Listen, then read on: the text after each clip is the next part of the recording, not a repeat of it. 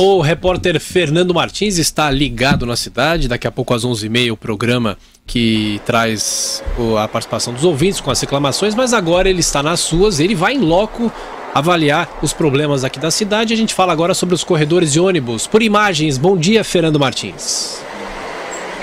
Bom dia, Tiago, bom dia a todos os nossos ouvintes e também aos internautas. Obrigado pela menção sempre carinhosa ao Ligado na Cidade, que estreou essa semana. Eu falo aqui do viaduto Dr. Plínio de Queiroz, onde tem um dos importantes corredores de ônibus da cidade de São Paulo. Muitas linhas passam por aqui. A gente já está aqui há mais ou menos uma hora mostrando, acompanhando como é que está o movimento dos ônibus, porque o assunto é justamente o corredor de ônibus. Veja, a gestão Dória fez um anúncio definindo uma meta para a construção de corredores de ônibus até o fim do seu mandato em 2020. A meta é de construir 72 quilômetros de novos corredores, mas tem um porém, né?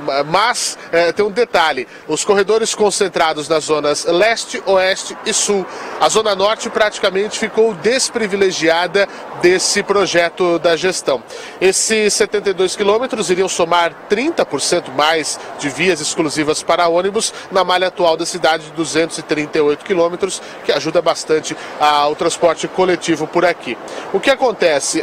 Essa previsão está descrita na versão final do programa de metas do governo João Dória, que foi divulgado no início desta semana, que apresenta as prioridades e os objetivos da sua gestão. Os novos corredores, que vão ficar sempre à esquerda das pistas, eles justamente estão planejados em 11 das 32 prefeituras regionais de São Paulo, como alguns exemplos: na Zona Oeste, a região do Butantã; na Zona Sul, Embu e Mirim; e Itaquera e São Mateus na Zona Leste. Esta é a situação. O que acontece? Fernando Haddad, ele construiu 42 quilômetros de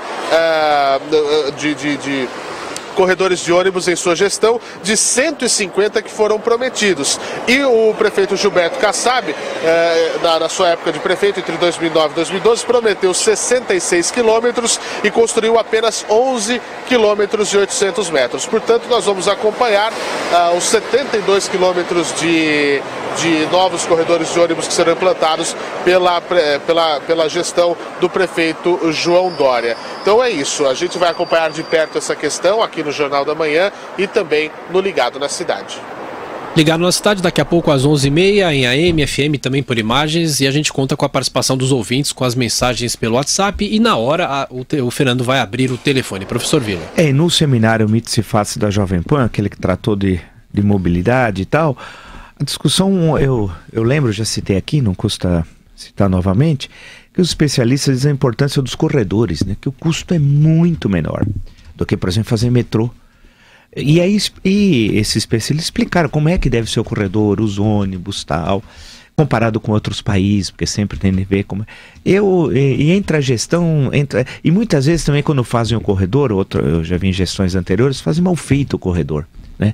Destrói inclusive algumas avenidas, alguns comércios, alguns eixos fundamentais da cidade, né? Acabam com a Avenida Santo Amaro, é uma delas, né? A Avenida Santo Amaro foi destruída.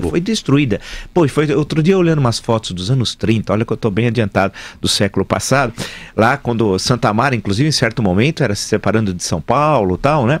E era chácaras, tal, você vê toda aquela ocupação, aí de uma hora para outra a má gestão pública, não foi um fato do mercado imobiliário, a culpa não é do mercado, foi da má gestão, destruir a Avenida Santo Amaro, que era uma coisa tão bonita, tal, foi sendo destruída. Por isso, o negócio do corredor precisa tudo ter muito cuidado ao fazer, né? Agora, que é fundamental, muito mais barato. Começou com o Jaime Lerner em Curitiba. Em Curitiba, que foi um revolucionário. E várias gestões lá em Curitiba acabou se transformando num grande exemplo.